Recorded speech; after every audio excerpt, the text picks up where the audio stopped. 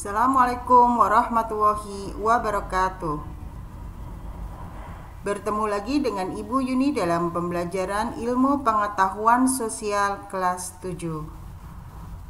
Sebelum kegiatan pembelajaran dimulai, marilah sama-sama kita berdoa. Berdoa mulai.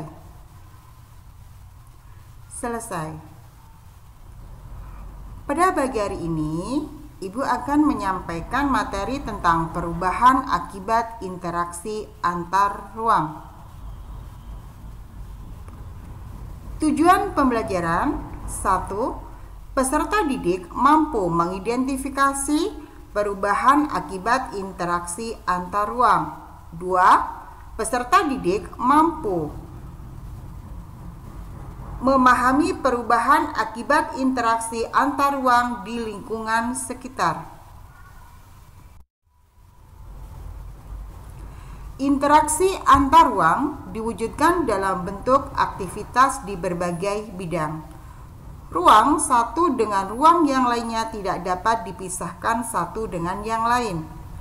Jarak bukan kendala yang berarti. Alat transportasi, mulai dari transportasi darat, laut, dan udara sudah berkembang sangat pesat.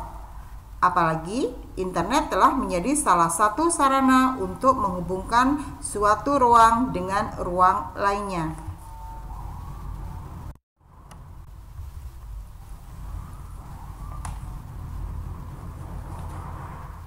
Perubahan akibat antar ruang di sini ada beberapa bagian pengaruh interaksi antar ruang di dalam kehidupan sehari-hari.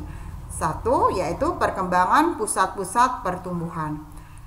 Interaksi antar ruang memicu pergerakan barang dan informasi.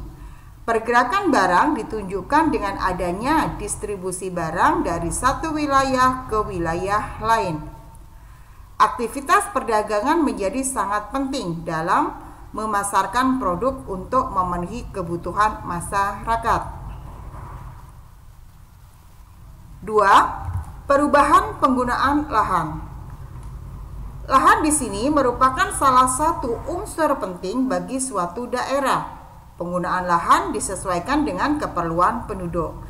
Seiring berjalannya waktu, aktivitas penduduk semakin meningkat, sehingga kebutuhan akan lahan juga mengalami peningkatan.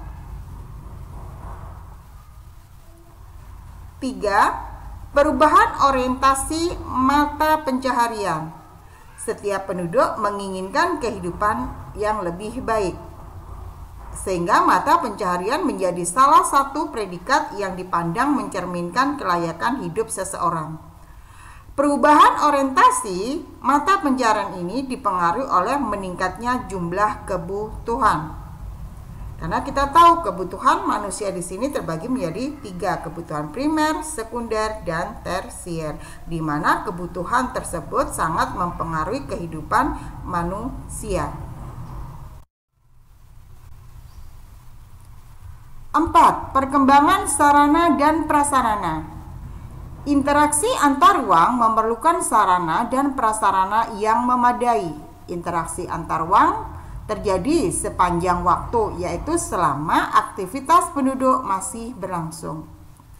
Sarana dan prasarana yang baik akan memperlancar interaksi antar ruang. 5. Perubahan sosial budaya. Salah satu bentuk interaksi antar ruang dalam masyarakat adalah interaksi sosial, di mana interaksi sosial adalah hubungan timbal balik yang saling mempengaruhi. Interaksi sosial menyebabkan terjadinya perkembangan dan perubahan dalam masyarakat. Dengan demikian, interaksi sosial dapat terbentuk antara individu dan individu atau individu dengan kelompok.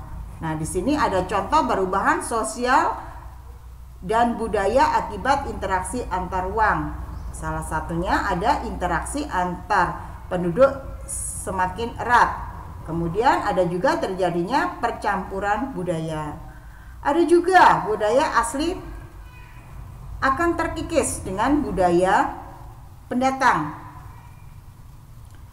Kemudian ada juga jangkauan interaksi lebih luas dan lebih cepat. 6. Perubahan komposisi penduduk. Penduduk mengalami perubahan dari waktu ke waktu. Secara alami, perubahan komposisi penduduk disebabkan oleh faktor kelahiran, kematian, dan migrasi.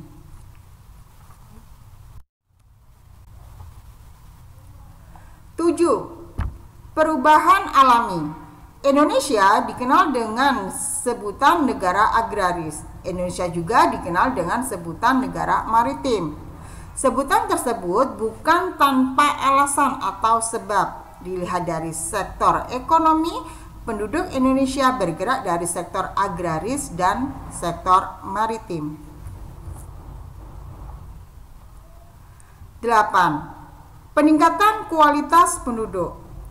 Pendidikan merupakan aspek penting. Setiap orang membutuhkan pendidikan bagi kehidupan yang lebih baik pada masa depan.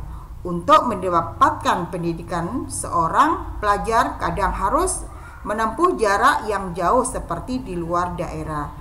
Di satu sisi, kualitas pendidikan khususnya jenjang pendidikan tinggi di setiap daerah itu berbeda-beda.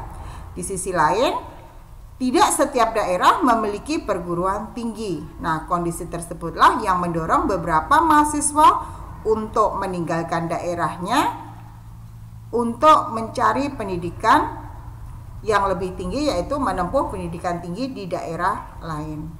Nah, itu tadi anak-anakku semuanya pembelajaran kita pada pagi hari ini. Nah, menutup kegiatan kita pada pagi hari ini, marilah kita sama-sama membaca hamdalah. Alhamdulillahirabbil alamin.